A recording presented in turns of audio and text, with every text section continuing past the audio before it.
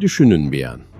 Hakkında bilgi sahibi olduğunuz tek tarihsel kaynak, sizden yana olan tarafın tutanakları olsa ne yapardınız?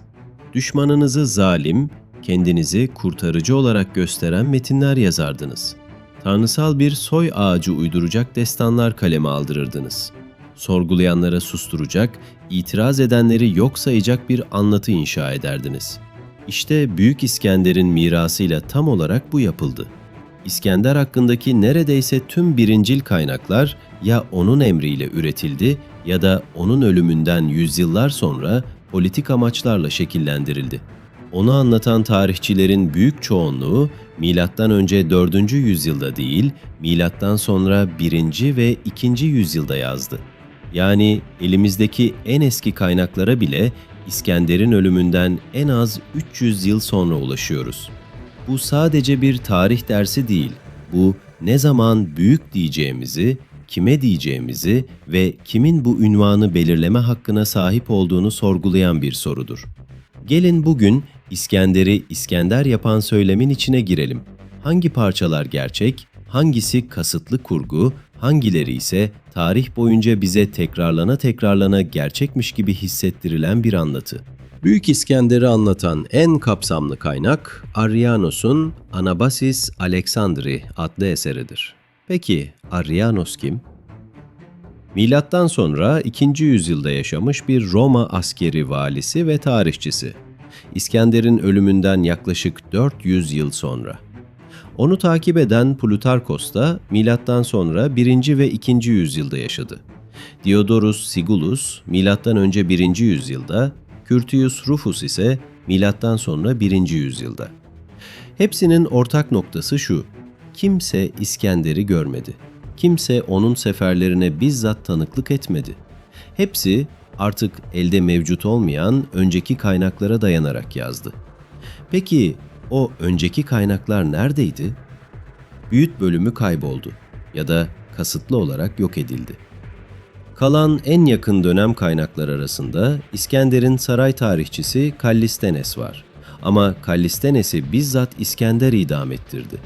Geriye kalan metinleri başkaları tarafından aktarıldığı için güvenilirliği tartışmalı. Yani İskender'in resmi tarih yazıcısını bizden kaldıran bizzat İskender oldu. Bu durumun pratik anlamı şu: elimizdeki İskender anlatısı büyük ölçüde ikinci el, üçüncü el, hatta daha uzak zincirlerden geçmiş bir anlatıdır. Ve bu anlatıyı şekillendiren her dönemin kendi siyasi ihtiyaçları vardı. Roma imparatorları İskender'i model alırken onu kahramanlaştırmaktan çıkar elde ettiler. Hellenistik krallıklar onun mirasını meşruiyet aracı olarak kullandı. Ortaçağ Avrupası onu Hristiyan bir kahraman gibi yeniden çerçeveledi. Yani İskender her dönem tarafından kendi ihtiyacına göre yeniden yazıldı. Milattan önce 332 yılı. İskender Mısır'ı fethetti ama basit bir fetihle yetinmedi. Çölü geçerek Siva vahasındaki Zeus Ammon tapınağına gitti. Rahiplerle özel bir görüşme yaptı ve tapınaktan çıktığında kendisini Tanrı Zeus'un oğlu olarak ilan etti. Bu bir tesadüf değildi. Bu bilinçli bir siyasi hamleydi. İskender Mısır'ı yönetmek istiyorsa Mısırlıların ona nasıl bakması gerektiğini biliyordu. Firavun olarak. Firavunlar ise Tanrı'nın yeryüzündeki temsilcisiydi. Tanrısallık iddiasında bulunmadan Mısır'ı kontrol edemezsiniz. İskender bunu anladı ve sistemi kendi lehine kullandı. Aynı hamleyi Makedonyalılara ve Yunanlılara da yaptı. Annesinin anlattığı hikayeye, babasının aslında bir yılan kılığına girmiş Zeus olduğu masalına hiçbir zaman itiraz etmedi. Aksine bu hikayenin yayılmasına izin verdi. Hatta cesaretlendirdi. Peki gerçekten inanıyor muydu? Büyük olasılıkla hayır ya da en azından kısmen. Ama önemli olan inanıp inanmadığı değildi. Önemli olan bu anlatının ona siyasi açıdan ne kadar güç sağladığıydı. Çeşitli sikkelerde İskender, Zeus Ammon'un sembolü olan koç boynuzlarıyla tasvir edildi. Bu sadece birinin hakkında söylenen bir şey değil, İskender'in bizzat onayladığı resmi, görsel bir mesajdı. Kendi imgesini tanrısallaştıran ilk liderlerden biriydi. Bugün buna propaganda derdik. O dönemde buna kutsal hakikat deniyordu. İskender'in askeri dehasından söz ederken genellikle atlamaya çalıştığımız bir soru var. Bu orduyu kim kurdu? Cevap, babası 2. Filipos. 2. Filipos, dünyanın o güne kadar gördüğü en devrimci askeri yeniliği Makedon falancını hayata geçirdi. Uzun sarissalar kullanan piyade birlikleri, atlı birliklerle koordineli hareket eden esnek bir taktik yapı. Bu sistem İskender'den önce vardı ve İskender bu sistemi devraldı. Bunun yanı sıra Filipos, İskender tahta geçmeden önce Yunan şehir devletlerinin büyük bölümünü zaten egemenlik altına almıştı. Pers seferini başlatmayı da planlıyor ve bunun için yeterli ön hazırlığı yapmıştı. Filipos, M.Ö. 336'da suikaste kurban gitmeseydi, Pers seferini kimin başlattığını tartışıyor olacaktık. İskender gerçekten yetenekli bir komutan mıydı? Evet, kesinlikle. Gaugamela'daki manevraları, Indus'a kadar uzanan lojistiği, kuşatma teknolojisindeki yenilikler gerçek. Ama yoktan yaratan dahi anlatısı abartılı. Ayrıca şunu da sormak gerekir. İskender hiçbir savaşı kaybetti mi? Tarihsel kayıtlara göre hayır, ama bu da tartışmalı. Hindistan seferinin sonundaki geri çekilme bazı akademisyenler tarafından stratejik bir mecburiyet olarak yorumlanıyor. Ordusu isyan noktasına gelmiş, bazı birliklerin emirlere uymayı reddettiği bile belgeleniyor. Geri çekilme kararını gönüllü sunmak, yenilgiyi örtmek için kullanılan bir anlatı olabilir.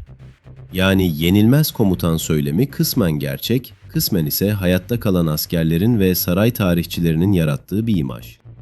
Tarihçi Peter Green ve Robin Lane Fox, İskender'in askeri başarılarının büyük bölümünün babasının kurduğu altyapıya dayandığını vurgular.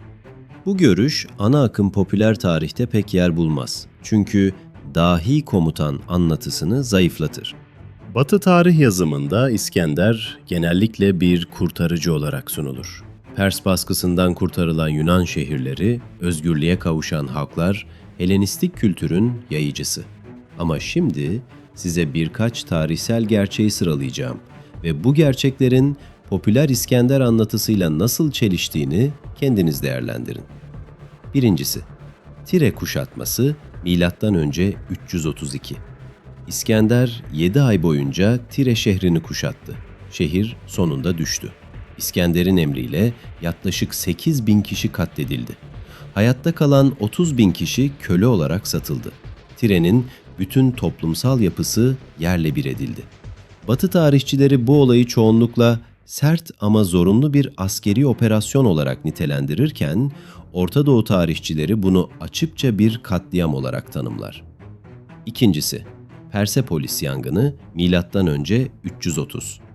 İskender, Pers İmparatorluğu'nun sembolik başkenti Persepolis'i yakıp yıktı. Kaynaklarda bu eylemin gerekçesi tartışmalı. Kimileri sarhoşluk anında verilen ani bir karar olduğunu söyler, kimileri ise planlı bir siyasi mesaj olduğunu savunur. Her iki durumda da sonuç aynı. Yüzyıllar boyunca birikmiş sanat eserleri, mimari yapılar ve kütüphaneler kül oldu. Eğer bugün biri Notre Dame'ı yaksa buna ne derdiniz? Üçüncüsü, Hindistan seferi sırasında Indus havzasındaki pek çok şehir direniş gösterdi ve düştü. Bazı şehirlerde bütün erkek nüfusun öldürüldüğüne dair kayıtlar var. Bu rakamları doğrulamak güç çünkü kaynaklar kısıtlı. Ama bu belirsizlik olayların yaşanmadığı anlamına gelmiyor. Şimdi sormak istiyorum. Eğer bunların hepsini bir Pers komutanı yapmış olsaydı, tarih kitapları nasıl yazılırdı? Büyük ihtimalle barbar, gaddar, yıkıcı gibi sıfatlarla dolardı. Ama aynı eylemler batılı bir kahraman figürü tarafından yapıldığında askeri gereklilik veya trajik ama anlaşılabilir diye sunulur. Bu çifte standart, tarih yazımının en temel sorunlarından biridir ve İskender vakası bu sorunun en çarpıcı örneği. İskender'e yöneltilen en büyük savunma argümanlarından biri şu: gittiği her yere Yunan kültürünü taşıdı. Bilimi, felsefeyi, sanatı yaydı. İskenderiye Kütüphanesi bunun kanıtı. Bu argüman kısmen doğru ama bazı önemli sorular sormayı gerektiriyor. Birincisi, Helenistik kültür gerçekten taşındı mı yoksa dayatıldı mı? İskender'in geçtiği topraklarda Yunanca idari dil haline getirildi. Yerel diller ve kültürler marjinalleştirildi. Bu bir kültür transferi midir yoksa kültürel asimilasyon zorlaması mı?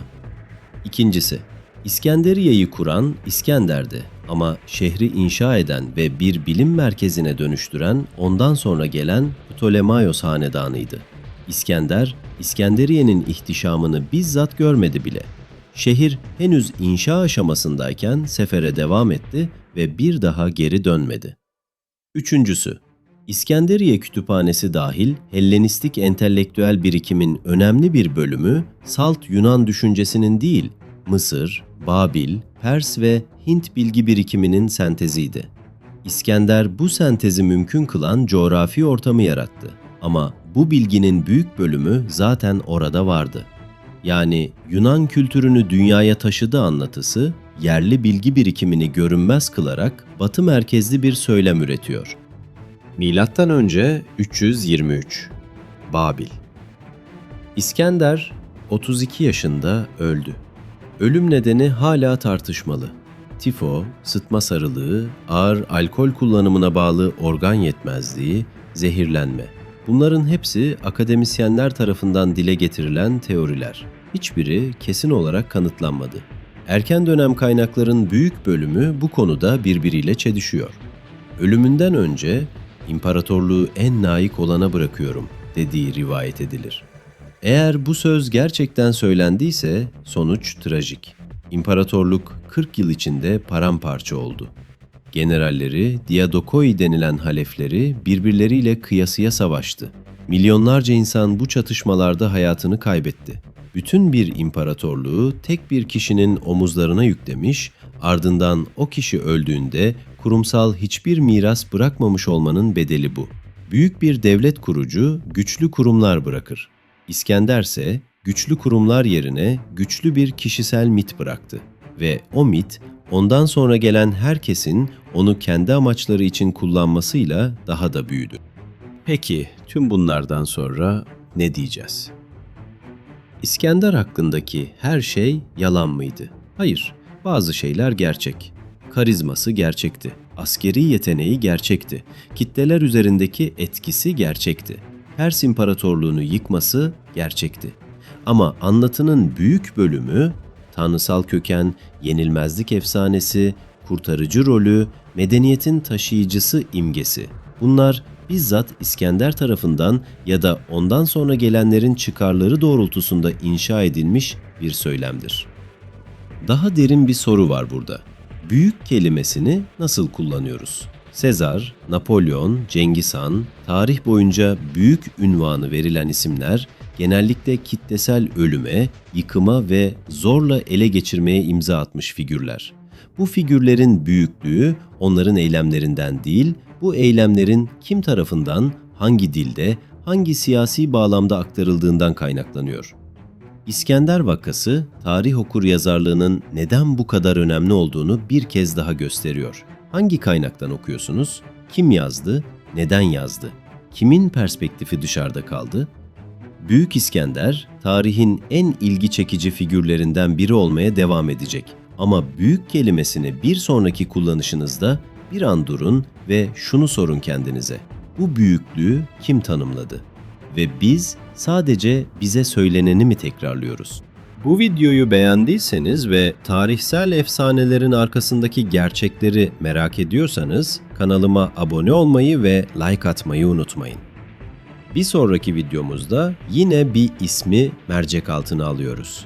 Tarih bize ne söyledi, gerçekte ne oldu? Yorumlarda bize yazın. Büyük İskender hakkında bugün öğrendiğiniz en şaşırtıcı şey neydi? Görüşmek üzere. Kendinize iyi bakın.